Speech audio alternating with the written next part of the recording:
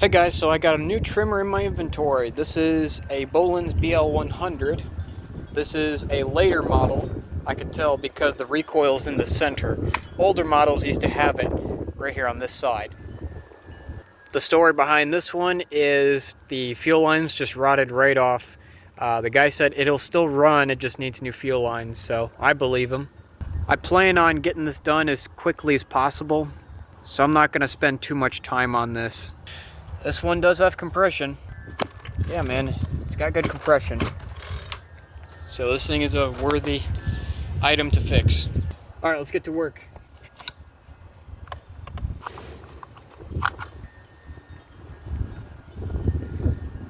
Air filter's in pretty good shape. It's a little oily, but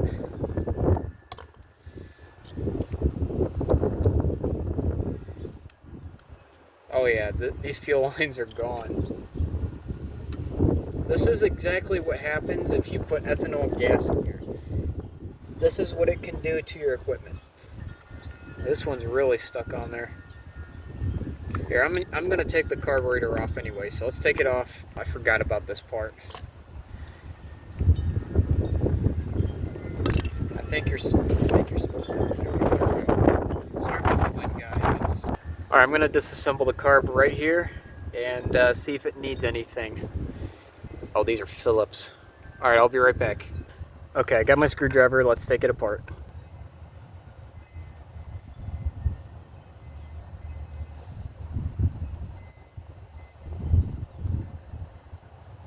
They look okay to me.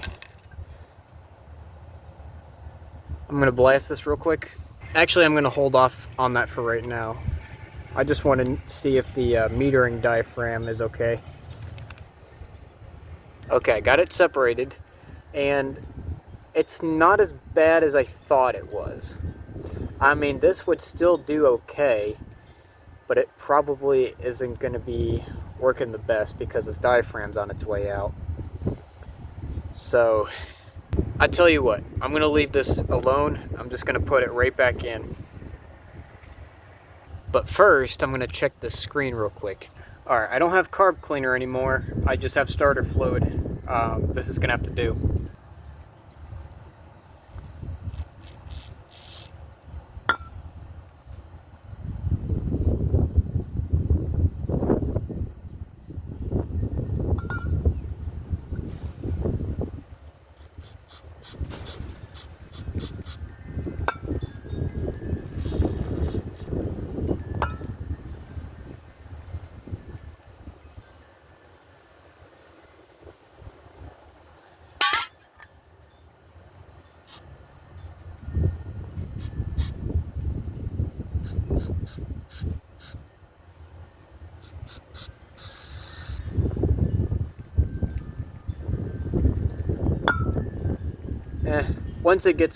Once we put fresh fuel in it, it'll eventually work a little better.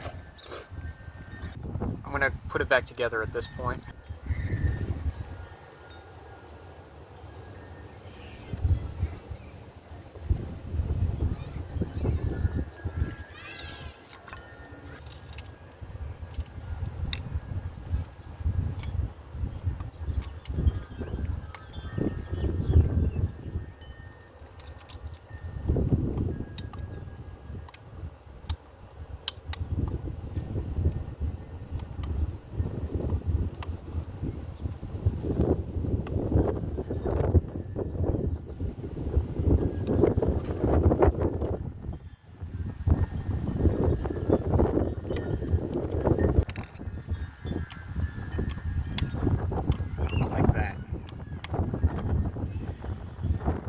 Okay, carburetor's hooked up. Okay, let's take the spark arrestor out real quick, make sure it's clear, so that way I'm not screwing myself. After that, then we can put the fuel lines on. Looks fine to me. Let's put it back in. Okay, now we can do the fuel lines. This is a real pain. So I'm going to focus on this fuel line right here. This is the filter, and if you notice, it's plastic. Over time, these, as they get old, they become brittle and they break. So I'm going to focus on this first.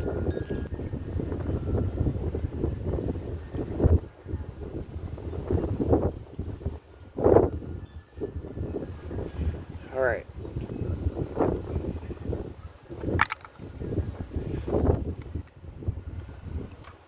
Take me a minute. Here it is. Doesn't look too bad to me, so let's just get the rest of this old fuel line off, and we'll take my new fuel line to it and go from there.